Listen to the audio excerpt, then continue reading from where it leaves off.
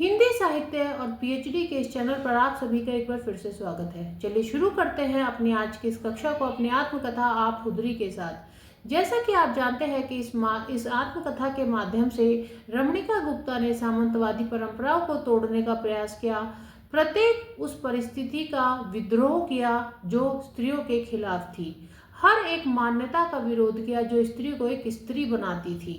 देखिए इस आत्मकथा के माध्यम से उन्होंने क्या दिखाया है, एक बौखलाहट दिखाई है, क्या अपनी स्वतंत्रता पाने की एक बेचैनी उनके अंदर शुरू से लेकर अंत तक रही कि किस प्रकार एक स्त्री होते हुए भी वह इस पितृसत्तात्मक समाज में अपनी जगह बना सकती हैं। तो चलिए शुरू करते हैं अपनी इस आत्मकथा के उपभाग 41 से। एक पांव खून सनी धरती पर और दूसरा पांव लाशों पर से गुजर रहा था। आप जानते हैं कि इस समय भारत और पाकिस्तान का क्या है, इस समय विभाजन हो रहा था, डोमिनियन स्टेट से अलग अलग हो रहे थे। तो यहाँ पे क्या था, दंगे इतने हो रहे थे कि कहीं कहीं बहुत सारा लाशें पड़ी थी और कहीं कहीं क्या था, उन लाशों का बहता हुआ खून था। तो क्या ये क्या कहती है यहाँ पे कि एक पांव खून सनी धरती पर था मेरा और दूसरा पांव लाशों पर से गुजर रहा था। आर्य समाज और नाना जी की हवेली इन हत्याओं से क्या है, अपना मुंह छुपा रही थी। क्यों? क्योंकि नाना भी एक जमींदार थे, एक सामंतवादी थे और वो भी इन सब में शामिल थे। मेरी जिंदगी की पहली यात्रा की ये शुरुआत थी, मेरे प्रेम की ये पहली यात्रा थी, मेरी संवेदनाओं की भी ये पहली यात्रा थी, मानवता बोध की भी मेरी पहली यात्रा थी। आप जानते हैं कि किस प्रकार इनके अंदर एक छटपटाहट थी कि मैं भी स्वतंत्रता संग्राम में भाग लूं, और यही क्या थी यहाँ पे इनकी मानवता बोध की पहली यात्रा, एक ऐसी यात्रा जिनमें इनकी संवेदना या इमोशन जिनको हम कहते हैं जाग उठी। दीवान की सवार थी मुझ पर कि मैं भी अपने देश के लिए कुछ कर सकूं। यह जुनून नहीं था। क्यों? क्योंकि जुनून में अक्सर व्यक्ति अपने होश और आवाज़ खो बैठता है, और मैंने दोनों में से कुछ नहीं खोया था। मैं बिल्कुल जागरूक थी। मुझे हमीद को बचाना था और उसकी पत्नी को बचाना था। हमीद कौन है? आप जानते हैं कि एक लड़का था जिनके प्रति ये आकर्षित थी। एक हवा बह रही थी नफरत की, एक हवा बह रही थी प्रतिशोध की, और एक अंधड़ चल रहा था प्रतिरोध का। तो यहाँ पर ये क्या कहती हैं कि एक हवा थी जो मुसलमानों और हिंदुओं के बीच चल रही थी। वो कैसी हवा थी? नफरत की। एक प्रतिशोध था जो एक दूसरे से लेना चाह रहे थे, जिसकी आग में जल रहे थे। एक प्रतिरोध था दोनों के मध्य कि हमें भी लड़ना है मुसलमानों से और हमें भी लड़ना है हिंदुओं से। एक अंदर यहाँ पर या आंधी यहाँ पर चल रही थी। जब मानवता की यात्रा पर मैं निकली तो संवेदना और प्रेम मुझे पुख्ता करते रहे। ये कहती है कि जब मैंने मानवतावाद मतलब ह्यूमैनिटी की ओर अपना कदम रखा तो यहाँ पर मुझे जो पुख्ता करने वाली दो वस्तुएं थी वो कौन थी? एक तो संवेदना थी और दूसरा प्रेम था। जोखिम भरी पहली यात्रा थी यह मेरी, निश्चित इरादा लेकर शुरू की गई। ये कहती है कि यात्रा कैसी थी? जोखिम भरी थी, आसान यात्रा नहीं थी। आप जानते हैं कि स्वतंत्रता संग्राम आदि में भाग लेना उस समय कितना जोखिम भरा था, और जहाँ की ये क्या थी, एक स्त्री थी। निश्चित इरादा लेकर किंतु मैं क्या है, शुरू हो गई। बहुत जोखिम भरी यात्रा की मैंने, बहुत ऊबड़ खाबड़ रास्ते मैंने देखे, मैंने सरल रास्ते को नहीं चुना, मैंने ऐसे रास्ते को चुना जिसमें क्या है, रास्ते में बहुत ज़्यादा मुझे तकलीफें आए। भटकाव से स्वयं को उभारती रही मैं। लक्ष्य स्पष्ट नहीं था किंतु एक छटपटाहट अवश्य थी। ये कहती है कि यहाँ पे जो मेरी मंजिल है वो स्पष्ट नहीं थी किंतु एक छटपटाहट मेरे अंदर थी कि मुझे कुछ पाना है। इस इरादे कुछ हासिल करने की एक भौखलाहट मेरे अंदर थी। इस इरादे के पीछे प्रेम ही तो था, और वो कौन सा प्रेम था जो मैं हमीद से करती थी। कुछ और भी था शायद, पर मैं उसे समझ ना सकी। शायद सामंतवादी परंपराओं को पीछे छोड़ने की एक छटपटाहट मेरे अंदर थी। ये कहती है कि एक छटपटाहट तो मेरे अंदर थी, या तो वो मेरे प्रेम से जुड़ी एक छटपटाहट हो सकती है, एक ऐसी छटपटाहट जो सामंतवादी परंपराओं को तोड़ती है। शायद सामंतवादी परंपराओं को पीछे छोड़ना। लड़ाई थी सामंती विरासत की, कटिबद्धता की और नई चेतना की प्रतिबद्धता की। यहाँ पे ये कहती हैं कि एक लड़ाई में लड़ रही थी, किसकी? सामंतवादी विरासत की, कटिबद्धता की, और उस कटिबद्धता को हटाकर नई चेतना की, प्रतिबद्धता की, कि नई जागृति मैं लाऊं। हमीद मुझे अच्छा लगता था, मुझे उससे प्रेम था, किंतु परिवार के सामने मैं यह सब कबूल नहीं कर सकती थी। इसलिए हमीद को भाई कहने का ढोंग रचा, पर उसे हमेशा प्रेम पत्र लिखे। यहाँ पे कहती है कि सामंतवादी परिवारों में उस समय क्या था कि अपनी बात लड़कियों को या लड़कों को कहने की इजाज़त नहीं थी कि वो कोई प्रेम प्रसंग में फंसे हुए हैं। तो यहाँ पर क्या कहती कि सबके सामने तो मैं हमीद को क्या कहती थी, अपना भाई कहती थी, किंतु जब भी मैंने उसे पत्र लिखा तो प्रेम प्रसंग से जुड़ा हुआ ही पत्र लिखा। पटियाला में दंगे हो रहे थे और हमीद पर यहाँ पर क्या है, खतरा बहुत बढ़ गया था और हमीद को बचाने का प्रयास मैं कर रही थी। तो देखिए पहली प्रेम यात्रा का इस उपभाग में ये जिक्र करती हैं और किस प्रकार कहानी आगे बढ़ती है हमने आपको बताया। चलिए शुरू करते हैं उपभाग 31 से।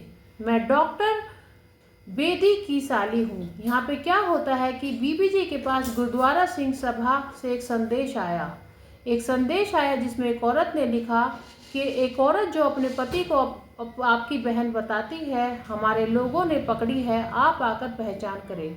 यहाँ पे क्या है, कुछ भापे होते हैं जो एक औरत को पकड़ लेते हैं। पकड़े जाने पर या अगवा किए जाने पर वो औरत कहती है कि मैं डॉक्टर जो बेदी है उनकी मैं क्या हूँ, साली हूँ। तो यहाँ पर वो लोग पत्र लिखकर भेजते हैं मेरी बीबी के पास। बीबी तभी फौजियों के साथ ट्रक में बैठकर गई। हरबंश भी वहाँ पर क्या था, साथ था। हरबंश कौन था, मेरे ताऊ का बेटा। भापे बीबी को मुसलमानों के मोहल्ले में ले गए। भापे क्या कि भापों ने बीबी को पकड़कर मुसलमानों के जो मोहल्ला था वहाँ पर ले गए, जहाँ पे उस लड़की को उन्होंने बंद किया, उस स्त्री को बंद किया हुआ था। मुसलमान सहेली को भापे ने पकड़ा हुआ था। बीबी ने हाँ भर दी। जब वो मुसलमान सहेली कहती है कि क्या मैं आपकी बहन नहीं हूँ, तो उस पर उसकी मजबूरी समझकर बीबी हाँ कर देती है कि हाँ ये मेरी बहन है, कोई मुसलमान नहीं है। ट्रक में उसे लिटाया गया और अपने पास बीबी ने उसे बिठाया। खुदा का लाख शुक्र है कि तुम आ गई। यहाँ पे वो शुक्रिया अदा करती है मेरी बीवी का। तभी मेरी बीवी उसे चुप रहने को कहती है। क्यों? क्योंकि वह उर्दू भाषा का प्रयोग यहाँ पर कर रही थी और बीवी को डर था कि कोई उसे पहचान न ले। बीबी ने चुप रहने को कहा। डॉक्टर नैयर जो शरणार्थियों को उनके अपनों से मिला रही थी, बीबी उसे वहाँ अस्पताल में छोड़ा। एक अस्पताल में डॉक्टर नैयर थी जो शरणार्थियों को क्या कर रही थी, उनके रिश्तेदारों से मिला रही थी। तो यहाँ पे बीबी ने उसको और उसके बेटे को इसी अस्पताल में डॉक्टर नैयर के पास छोड़ दिया, वापस आ गई। इन सब से मेरे ताऊ का बेटा बहुत चिढ़ गया था कि एक मुसलमानी को बचाने की इनको क्या ज़रूरत थी। वह कहता है साली मुसल्ली थी, पर चाची के आगे कौन बोलता। अगर चाची बीच में ना होती तो इसे मैं पकड़वा देता, मैं वही खत्म कर देता माँ बेटे को। चलिए आगे बढ़ते हैं उपभाग 43 की ओर। अगवा लड़कियों की खोज। मैं गुरुद्वारा गतका सीखने जाती। गुरुद्वारे में लंबे लंबे उकसाने वाले भाषण होते थे। देखिए उस समय क्या था कि हर जगह ऐसे भाषण या ऐसे शब्दों का प्रयोग किया जा रहा था जिसमें कि हिंसा भड़के, दंगे हो। तो यही कहाँ होता था, गुरुद्वारे में होता था। ज्ञान सिंह राड़ेवाले की बेटी मुझे अपने फार्म पर गतका सिखाने ले जाती, किंतु मैं यह समझ में नहीं पाती क्या वो मेरा बचाव करने ले जा रही है, मुझे वहाँ ले जाकर दंगे करवाना चाहती है। यह बचाव के लिए करती या क्यों करती मुझे समझ ना आता। मैं बचाव समझती, बाकी सब हमले की तैयारी इसे समझते। बीबी जी की सहेली को बचाने मैं बचाव समझती, बाकी सब हमले की तैयारी इसे समझते। बीबी जी की सहेली को बचाने वाली घटना के बाद मैंने गुरुद्वारे जाना छोड़ दिया। क्यों? क्योंकि उसके बाद मुझे नफरत होने लगी इन दंगों से कि किस प्रकार स्त्रियों को यहाँ पे क्या है, शोषण किया जा रहा है। बचाव और मानवता के सवालों के मध्य मैं अटक जाती। हमला मुझे घृणास्पद लगता था। गुल्ले खां का भाई बीबी से अपना सोना वापस लेने आ गया था। मैंने आपको बताया था पिछली कक्षा में कि गुल्ले खां का जो भाई होता है, बहुत सारा सोना होता है जिसे लेकर पाकिस्तान चला जाता है, किंतु कुछ सोने को यहीं छोड़ जाता है और उसे वापस लेने आता है। कुछ हमारे परिवार के लिए वो छोड़ जाता है और बाकी ले जाता है। आज़ादी के बाद अगवा की गई लड़कियों की खोज हो रही थी। आप जानते हैं कि उस समय सबसे ज़्यादा जो शोषण हुआ वो स्त्रियों का ही हुआ। प्रत्येक स्त्री को जो मुसलमान थी उनको उठा कर ले जाया गया और उनका जो है यौन शोषण किया गया और बहुत बड़े स्तर पर यह हुआ। देखिए एक विडंबना आप समाज की कि अगर विभाजन हो रहा है तो उसकी भी जो सज़ा किसको मिली, तो स्त्रियों को ही मिली। हालांकि उनका विभाजन में कोई रोल नहीं था, किंतु देखिए नारी के साथ अक्सर यही होता आया है। आज़ादी के बाद अगवा की गई लड़कियों की खोज हो रही थी। एक मीटिंग बुलाई गई पंजाब में। पंजाब के सीएम थे ज्ञानी गुरमुख द्वारा। उनके द्वारा क्या है, पंजाब में एक मीटिंग बुलाई गई। हम सब उस मीटिंग में शामिल थे। सभी अगवा लड़कियों की खोज ने की अपील की गई कि कहीं भी कोई अगवा लड़की मिले तो उसे पकड़ के लाओ, ना मिले तो खोज निकालो वो कहाँ पर है। तभी मैं बोली भाषण के बीच में कि मुझे कुछ कहना है, मैं अपनी बात को 2-3 पंक्तियों में ही कहूँगी। मुझे इजाज़त दी गई, मैंने बोलना शुरू किया। मैंने कहा, बड़े बड़े लोग या जनरल, कर्नल और कप्तान, उनके यहाँ लड़कियाँ मिल जाएंगी। और ये बात सुनते ही जो सभा थी, पूरी सभा एकदम से मौन हो गई कि इस लड़की ने क्या बोल दिया। हालांकि मुझे कोई डर नहीं था, मैंने क्या है स्पष्टवादिता के साथ इसका सामना किया, डटकर मैंने सामना किया और जो सच था मैंने वही बोला कि जो बड़े बड़े घरों के जो कर्नल, जनरल है, कप्तान है, वही इन लड़कियों को अगवा करके ले गए। हॉल में सन्नाटा छा गया, या सभा में क्या है यहाँ पर सन्नाटा छा गया। ताई ने मुझे खींचकर बिठा दिया। बीबी मुझे गालियां देने लगी, उनकी पसंदीदा गाली थी रंडी, और उन्होंने मुझे सबके सामने रंडी कहा। सभा खत्म हुई, मैं घर गई। सीएम गुरमुख सिंह ने मेरी तारीफ की और मेरे पिताजी से कहा कि घर जाकर इसे मार ना पड़े, इस लड़की ने बहुत बहादुरी का काम किया है। अगले दिन दोनों मुझसे मिलने आए। एक तो सीएम थे, उनके साथी थे जो मुझसे मिलने आए। क्यों? कि कहीं मुझे किसी ने पिटाई तो नहीं की, मारा तो नहीं। किंतु कुछ समय के बाद मेरे पिता के पास एक पत्र आता है जिसमें उनको क्या दी जाती है, एक धमकी दी जाती है, नौकरी छोड़ो नहीं तो बेटी को काबू रखो, या तो तुम अपनी बेटी पर काबू रखो वरना नौकरी छोड़ दो। ये पत्र किसने लिखा था? एक जनरल ने लिखा था जिनके खिलाफ मैंने बोला था। हालांकि किसी का नाम मैंने नहीं लिया था, किंतु जो गलत थे वो समझ गए कि मैं कहाँ बोल रही हूँ, और उन्होंने ही मेरे पिताजी को ये धमकी दी, या तो तुम अपनी लड़की को शांत रखो वरना तुम क्या करो, नौकरी छोड़ दो। आगे बढ़ते हैं भाग 44 की ओर, रिफ्यूजी कैंप। पापा जी चिंतित थे कि क्या किया जाए। धमकी मिली, उसके बाद जो मेरे पिताजी हैं वो बहुत चिंता में पड़ गए कि क्या किया जाए, किस प्रकार मेरी जो है रक्षा या सुरक्षा की जाए इन धमकियों से। उन्होंने फैसला किया कि मुझे मेरे मामा के यहाँ अम्बाला भेज देंगे।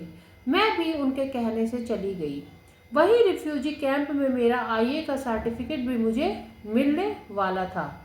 मैं आज़ादी की नई हवा में थी। देखिए, देश आज़ादी के दौर से, स्वतंत्रता संग्राम के दौर से गुजर रहा था, उसका प्रभाव भी मुझ पर पड़ा, और उसी आज़ादी की नई हवा में मैं थी। मैं मामा के घर चली गई। वहाँ पूरा परिवार था, मामा मामी, उनके बच्चे थे, नानी नाना आदि सब थे। एक परिवार था वहाँ पर पूरा, जहाँ मैं गई। सारा परिवार भीतर भीतर टुकड़ों में विभक्त था। क्यों? सामंती परिवार था, पैसे की कमी नहीं थी, किंतु किस चीज़ की कमी थी? प्रेम की कमी थी। आपस में तो सब दिखावा करते कि वो बहुत प्रेम करते हैं एक दूसरे से, किंतु अंदर ही अंदर क्या है, खिन्न थे।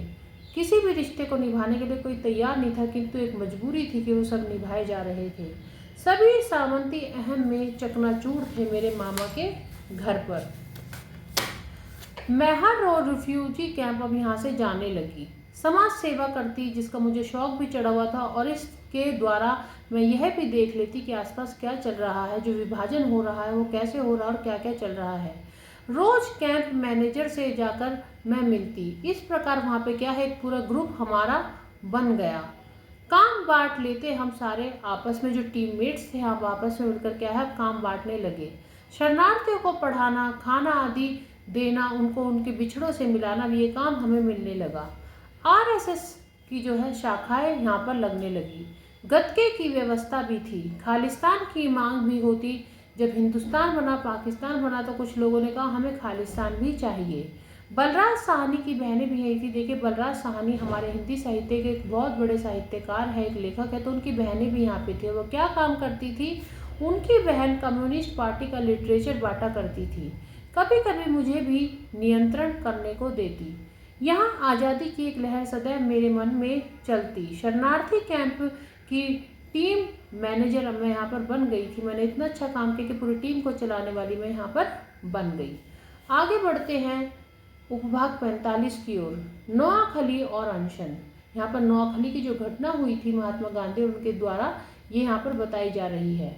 छोटी बुआ के लड़के राजेंद्र नंदा गांधी जी के साथ हरिजन के उर्दू संस्करण का संपादन करते थे। उस समय हमारे देश से बहुत सारी ऐसी पत्रिकाएं निकलती थी, ऐसे पत्र निकलते थे या न्यूज़पेपर निकलते थे, जिनके माध्यम से लोगों में क्या है स्वतंत्रता संग्राम की एक लहर चलाई जाती थी। उन्हें ब्रिटिश जो शासन था उनके खिलाफ हो रहे जो अत्याचार थे उनके बारे में बताया जा रहा था। तो हरिजन पत्रिका उनमें से क्या है, एक थी, और इसका क्या है, उर्दू संस्करण निकलता था, जिसका वो संपादन करते थे। कौन, राजेंद्र नंदा। वे जेल में भी रह चुके थे, आज़ादी के बाद छूटे। उनको क्या है, अंग्रेजी अफसरों ने, ब्रिटिशर्स जो थे उन्होंने बहुत उन्हें क्या है, जुल्म उनके ऊपर ढाए, उनको बहुत यंत्रणाएं दी थी। माँ के दाह संस्कार में भी उन्हें शामिल होने ना दिया गया। और क्यों, क्योंकि जो ब्रिटिशर्स थे उन्होंने उनको अलाउ ही नहीं किया दाह संस्कार में जाने के लिए। रात रात भर जागकर उनसे पूछताछ की जाती। आर्य सामाजिक प्रभाव अब मुझ पर से क्या है, खत्म हो गया था। एक आर्य सामाजिक प्रभाव जानते हैं, एक मास्टर के कारण, पूर्णचंद जो मास्टर था उसके कारण उनके अंदर आ गया था। तो उसके लिए क्या है, अब कहते हैं कि मेरे यहाँ पे क्या है, आर्य सामाजिक जो प्रभाव था मुझ पर था, खत्म होने लगा और मैं पूरी तरह अब यहाँ पे क्या है, नास्तिक बन गई थी। भगवान के बारे में बहस होने लगी। मुझे अब भगवान पर यहाँ पे कोई विश्वास नहीं रहा। जो बचपन में मैं पूजा पाठ करती थी वो सब अब क्या है, यहाँ से उड़ गया। भगवान के बारे में बहस होने लगी। राजेंद्र नंदा और मेरे बीच में अक्सर ये बहस चलती। मैं कहती भगवान दिखता नहीं, मैं कैसे मानूं कि भगवान है। इस पर राजेंद्र नंदा कहते कि फूल दिखता है किंतु खुशबू नहीं, इसलिए भगवान भी खुशबू के ही समान है। फिर मैं जवाब देती, खुशबू सूंघकर जानी जा सकती है किंतु भगवान नहीं। इस समय क्या है, वो मेरी बातों को सुनकर, मेरे जो जवाबदेही थी या तर्कशीलता थी उसको सुनकर राजेंद्र नंदा क्या है, हंसते। मैं इंद्रियों को उस समय नहीं जानती थी कि सेंसरी जो हमारी नर्व्स होती है वो भी कुछ होती है, सेंसरी नर्व जो हमारी होती है, तो इंद्रियों को उस समय मैं नहीं जानती थी। केवल प्रतीकों के माध्यम से ही मैं बहस करती थी। बीबी का रूठना भी मुझे गैर जिम्मेदाराना हरकत लगती। नोआखली की घटना घट चुकी थी। गांधी जी का अनशन सुनकर मैं भी मामा के यहाँ अनशन करने बैठ गई। मुझे, क्योंकि आप जानते हैं कि इस समय राजनीति से वो बहुत प्रभावित हो रही थी, तो गांधी जी की भांति वो भी क्या करने लगी, अनशन करने लगी। मेरे मामा ने और उनके परिवार ने मुझे खूब समझाया, किंतु मैंने क्या है, अपना अनशन नहीं तोड़ा। मामा के समझाने पर भी मैं नहीं मानी। आखिरकार मेरे मामा ने राजेंद्र नंदा को एक खबर दी और वो आए। राजेंद्र भाई ने आकर मेरा अनशन तुड़वाया और उनके कहने से मैं मान भी गई। कैरों का शरबत मुझे पिलाया गया। पापा जी मन ही मन बहुत गौरवान्वित महसूस कर रहे थे कि उनकी बेटी कितनी बहादुर है, किस प्रकार वो आज के समाज में जहाँ स्त्रियाँ डरती हैं घर से निकलने में भी, उस समाज में मेरी बेटी इतने बड़े बड़े काम कर रही है, वह किस प्रकार समाज के लिए लड़ रही है और किस प्रकार गांधी जी जैसे महान व्यक्ति से वो प्रभावित हो रही है और अपनी इस यात्रा को आगे बढ़ा रही है। कैंप में मेरा रुतबा और बढ़ गया था जब कैंप में पता चला कि मैंने भी ऐसे कोई अनशन किया है और राजेंद्र नंदा मेरे घर आए मेरा अनशन तुड़वाने के लिए। तो देखिए, एक बहादुर लड़की की आत्मकथा इसे हम कह सकते हैं। एक ऐसी लड़की तो वो है ही जिन्होंने हर चीज़ का विद्रोह किया, किंतु एक ऐसी लड़की भी वो रही जिन्होंने क्या क्या बहादुरी के साथ, देखिए ये जो हमारे स्वतंत्रता संग्राम हुए या आज़ादी की जो लड़ाई थी इनमें भाग लिया। तो इस आत्मकथा के माध्यम से वो अपने बारे में बता रहे हैं कि कोई भी लड़की क्या है, नॉर्मल नहीं होती। अगर वो चाहे तो बहुत कुछ कर सकती है, समाज में बहुत ज़्यादा बदलाव हर स्त्री कर सकती है। केवल मैं ही नहीं, मेरे जैसी हर स्त्री ये बदलाव लाने का प्रयास कर सकती है। तो आज के लिए इतना ही, धन्यवाद।